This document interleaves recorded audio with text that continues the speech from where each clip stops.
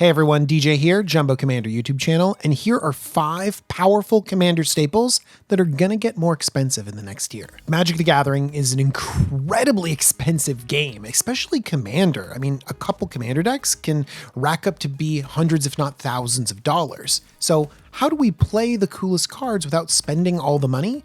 Well, we pay attention when powerful Commander staples are cheap. So right now I want to share with you 5 cards that are cheap right now that are only going to get more expensive. Starting off at number 5, I want to talk about Dominaria Remastered. I actually think that there's a lot of cards in that set that are really good prices, so consider browsing that entire set. But I want to talk about one specific card for my number 5 pick. It's Entomb. Entomb is a single black mana for an instant. Search your library for a card, throw it directly into your graveyard, and then shuffle.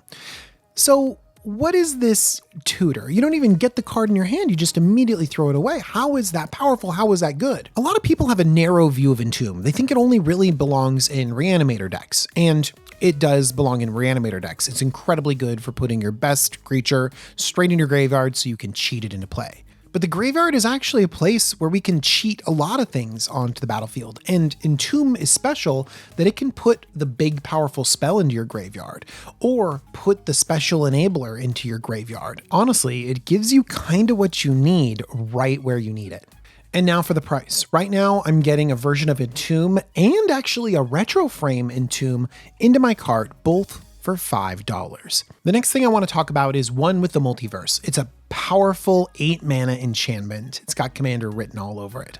One with the Multiverse is 6 blue for an enchantment. You may look at the top card of your library at any time. You may pay lands and cast spells from the top of your library. Once during each of your turns, you may cast a spell from your hand or the top of your library without paying its mana cost.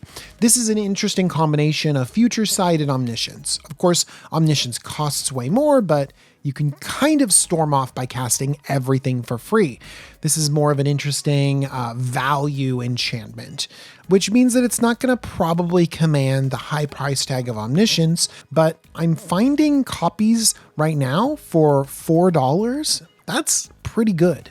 And actually, I just found a foil near mint version for $3.91. That one's going in my cart right now. Look, Commander's a game of big splashy spells, and if you have something that helps you cast big spells, you're gonna have people play with it. And One with the Multiverse is just fair enough to be super fun, and just fair enough to pair with unfair cards. Think about things like Time Stretch, again from Dominaria Remastered, so call back to that Entomb pick. Time Stretch is $2.80. This is specifically the retro frame version, which I do quite like a lot. Time Stretch is a bonus, but gosh, it pairs really well with One with the Multiverse, doesn't it? Next, I want to talk about a powerful and unique planeswalker, Nixalis the Adversary. Nixalis the Adversary is 1 black-red for a 3 loyalty planeswalker with casualty X. The copy isn't legendary and has a starting loyalty of X. The way that you get a token copy of Nixalis is by sacrificing a creature, and again, the loyalty will be the power of that sacrificed creature. So at the cost of a disposable creature, you can get 2 of these planeswalkers on the battlefield. It's pretty good. Let's look at the abilities. +1, each opponent loses 2 life unless they discard a card. If you control a demon or a devil, you gain 2 life. In a multiplayer format, that ability is better because you'll hit everyone at the table for 2. So this 3 mana planeswalker can just do 6 damage, 6 damage, 6 damage, turn after turn after turn. Not to mention, if you happen to have 2 of them on the battlefield, this can provide a lot of pressure in a lot of those Rakdos, Group Slug, Taxation style decks. Pretty solid. Not to mention the synergies with devils and demons, which means that this can go thematically into many devil and demon decks. -2, create a 1/1 red devil creature token with when this creature dies, it deals 1 damage to any target. I really like devils. Like, these devils are sneakily good. I know that they're better in a format where smaller creatures are more relevant and they can actually trade and pick off like mana dorks or something like that.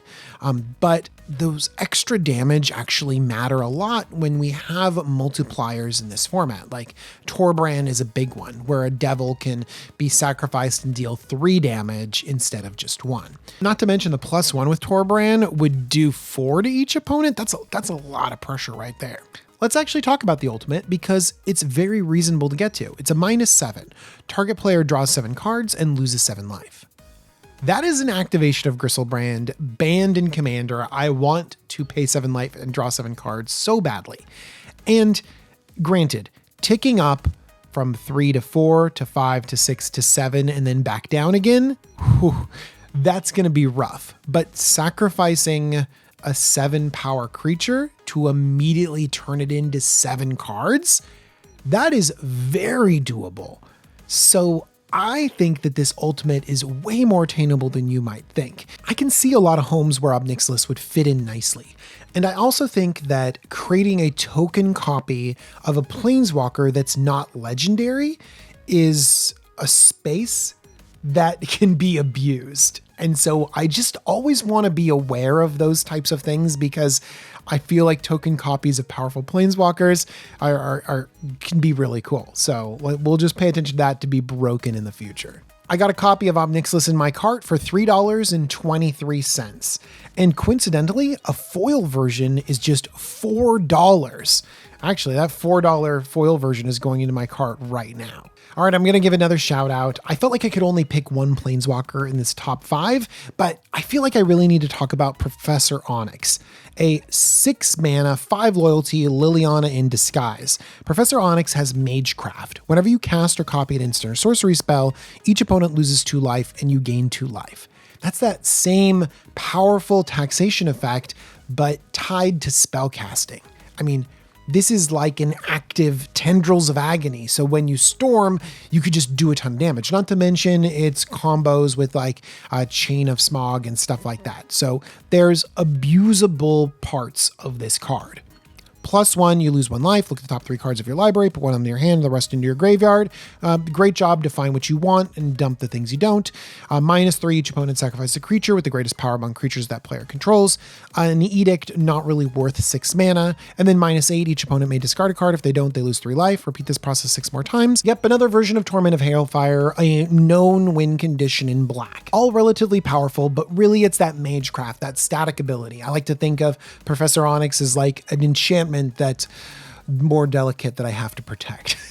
I'm buying a copy of Professor Onyx for $5, and I'm getting a foil in my cart right now for just $6.08. At number 2, we have Glistening Sphere. Glistening Sphere is an artifact that enters the battlefield tapped and taps for 1 mana of any color. It also proliferates when it enters the battlefield. So immediately awesome with Infect decks, +1/+1 counter decks, Planeswalker decks. It's a pretty natural mana rock that can ramp you when you need it and then just synergize with what you've got going on if you happen to draw it in the late game. It also has Corrupted. Tap, add 3 mana of any 1 color. Activate only if an opponent has 3 or more poison counters. So this is specifically for the poison decks, but I could also imagine you getting in a little bit of poison damage with an Inkmoth Nexus just to turn on Glistening Sphere and ramp your mana up if you happen to be in the right situation. Right now I'm seeing some near mint copies for $4, but if you go to the extended art version, I'm getting 2 copies in my cart for $2.40. $2.40, like that is a great deal. Get in my cart right now. See, this is how they get you buying more Magic cards.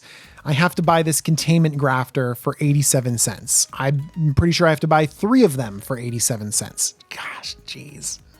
All right, and the number 1 card that I think is going to go up in price, going to get more valuable, belongs in your commander decks, is Silverback Elder. Silverback Elder is 2 green for a 5/7 Ape Shaman. When you cast a creature spell, you get to choose 1, and these are some abilities. Destroy target artifact or enchantment. Woo! Look at the top 5 cards of your library. You may put a land card among them onto the battlefield. Tap, put the rest on the bottom of your library in a random order. Ramp. I love ramp in Commander. And then you gain 4 life. Sometimes you just need to gain life. So this just goes in green creature decks. It gives you a card's worth of value, and it actually gives you some selection for exactly what you need at the right time. I mean, Silverback Elder is a really powerful card. I mean, if you just compare Silverback Elder to something like Aura Shards, it's 2 colors. I know it doesn't have the same number of printings, but Aura Shards is a $10 card. And all that does is just take out artifacts and enchantments. I know, kind of a weak comparison, but it means that this is a powerful ability that Commander players really want to see. I'm also encouraged by cards like Beast Whisperer. It's a creature that lets you draw a card when you cast another creature spell. You can see similarities there. I can see Silverback Elder and Beast Whisperer belonging in the same style of deck. And Beast Whisperer is going down in price, but it's maintained a pretty high price tag after reprinting, after reprinting, after reprinting, which has me thinking that Silverback Elder can also hold its value and go up as people realize that they want creatures with utility in their creature decks. All right, $5.35 Silverback Elder in my cart. And then, of course, I got to go back and get a foil version because I can get a copy of that for only $6.40. A Relic of Legends for 94 cents. Yeah, I'll take 2 of those. And then I'll also take a foil one for $1.50. Gosh, this is getting rough right here. I gotta say, I'm really happy with my shopping cart. You can see all the cards that I bought and their prices right here on the screen. I am curious if all of the prices of these go up in a year. Obviously, I can't see the future, but I can see how these are going to be cards people want to play in Commander decks. I want to play with them right now. And that's actually one of the best things about it, is that if you have a card that you know you're going to play and enjoy and have fun with your friends, then, you know, it might be worth spending your money on. Do me a favor, tell me in the comments down below what cards you think are going to go up in value in the next year. And tell me what you think about my picks. Is this good advice for people? Or, you know, are you going to warn them away and say, DJ doesn't know what he's talking about? I want to thank Cool Stuff Inc. They're the sponsor of the Jumbo Commander YouTube channel, and you should check them out because they've got great prices and you can save even more money by using the coupon code JUMBO5. That's going to save you 5% off your order. I also want to thank my patrons. They're amazing. And I want to thank you. Have a great one. Bye, everyone.